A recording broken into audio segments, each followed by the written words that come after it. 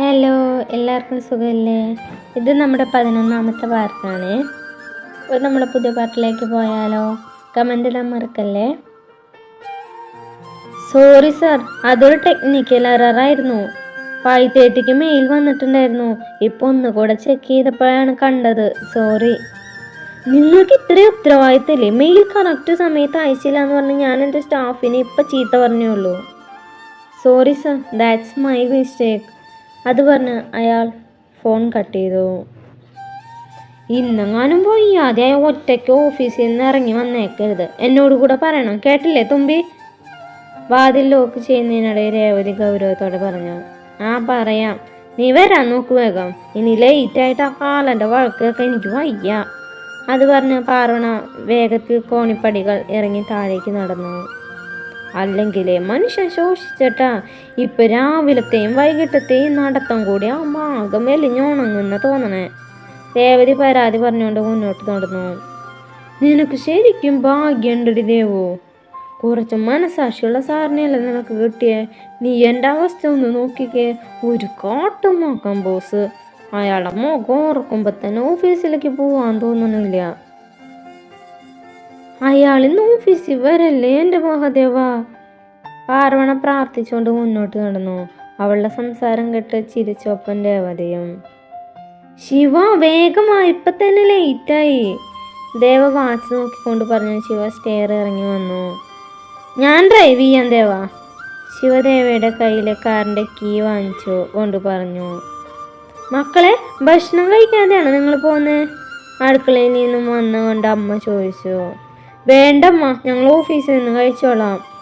അത് പറഞ്ഞ് ശിവ കാർ മുന്നോട്ടെടുത്തു. ശിവ, ഞാനൊരു കാര്യം ചോദിച്ചാൽ നീ ദേഷ്യപ്പെടുമോ? നീ ഇപ്പോഴും സത്യ കാത്തിരിക്കുകയാണോ ശിവ? അവൾ ഇനി തിരിച്ചു വരില്ല എന്ന് നിനക്ക് നന്നായി അറിയാം. പിന്നെ എന്തിനീ കാത്തിരിപ്പ്? ദേവാദി ചോദിച്ചാൽ ശിവ പെട്ടെന്ന് തന്നെ കാർ നിർത്തി ദേവയെ നോക്കി. ഈ ലോകത്ത് മറ്റാരേക്കാളും എന്നെ മനസ്സിലാക്കിയത് നീയല്ലേ. പിന്നെ ഇങ്ങനെ ഒരു ചോദ്യത്തിന് ആവശ്യമുണ്ട് ദേവ? ഉയർന്നു വരുന്ന ദേഷ്യം അടക്കിക്കൊണ്ട് ശിവ ചോദിച്ചു. ഞാൻ നിന്നെ ദേഷ്യം പിടിപ്പിക്കാനായി ചോദിച്ചതല്ല ശിവ. ഒരിക്കലും തിരിച്ചു വരില്ല എന്ന് ഉറപ്പുള്ള ഒരാൾക്ക് വേണ്ടി എന്തിനാ ഈ കാത്തിരിപ്പ്? അവൾ തിരിച്ചു വന്നില്ലെങ്കിലും ഇനി എൻ്റെ ജീവിതം ഒറ്റയ്ക്ക് തന്നെ ആയിരിക്കും. അവൾ എനിക്ക് സമ്മാനിച്ച കുറച്ച് നല്ല ഓർമ്മകൾ മതി ഈ ശിവയ്ക്ക് ഈ ആയുഷ്കാലം മുഴുവൻ ജീവിക്കാൻ. എനിക്കറിയാം ശിവ, നിനക്ക് അവളെ മറക്കാൻ പറ്റില്ല എന്ന്. എന്നാലും നിന്നിങ്ങനെ കാണാൻ വയ്യാത്തോണ്ടാണ് ഞാനങ്ങനെ ചോദിച്ചത്. സോറി. എനിക്ക് നിന്റെ സോറി ഒന്നും കേൾക്കണ്ട. അത് കേട്ട് ദേവ എന്തോ പറയാൻ നിൽക്കുന്നതിന് മുമ്പേ ശിവ കാറ് മുന്നോട്ടെടുത്തു. ശിവ തൻ്റെ ദേഷ്യം മൊത്തം ഡ്രൈവിങ്ങിൽ തന്നെ തീർത്തിരുന്നു. അത് മനസ്സിലാക്കിയ ദേവ പിന്നീടൊന്നും സംസാരിക്കാൻ പോയില്ല. ഓഫീസ് ഗേറ്റിന് അടുത്തെത്തിയതും പാർവണയും രേവതിയും കാത്ത് ഗേറ്റിന് പുറത്ത് ശ്രുതി കാത്തു നിൽക്കുന്നുണ്ടായിരുന്നു. അവർ 3 പേരും ഒരുമിച്ചാണ് അകത്തേക്ക് കയറിയത്. അപ്പോഴേക്കും പാർവണയ്ക്ക് കണ്ണൻ്റെ കോൾ വന്നിരുന്നു. അവൾ ഫോണിൽ സംസാരിച്ച് രേവതിയുടെയും ശ്രുതിയുടെയും പിന്നിലാണ് നടന്നു വന്നിരുന്നത്.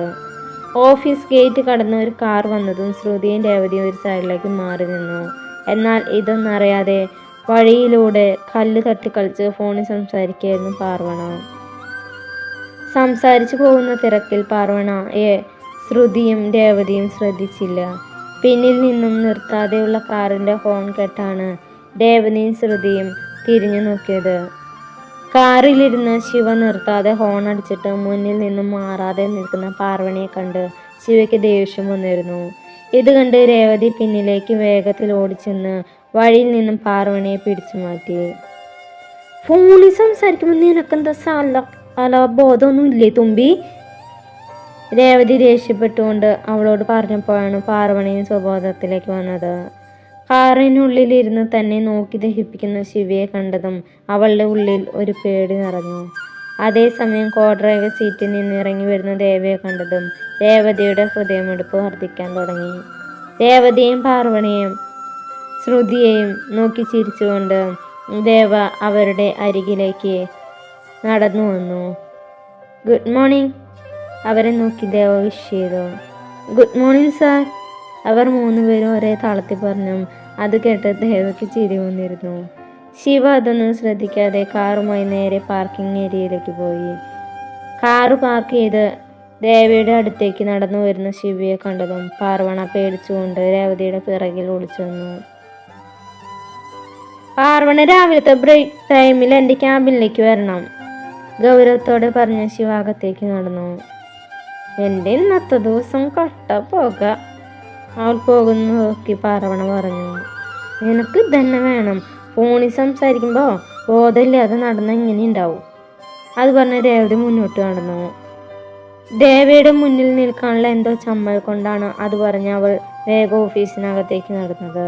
ദേവ അടുത്തുള്ളപ്പോൾ പറഞ്ഞറിയിക്കാൻ പറ്റാത്ത ഒരു നാണം തൻ്റെ മുഖത്ത് തെളിയുന്നതിൻ്റെ കാരണം അവൾക്കും ഉണ്ടായിരുന്നില്ല.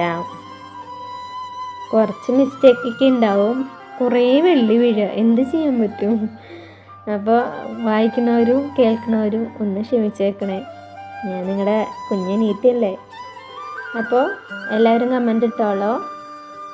By, thank U.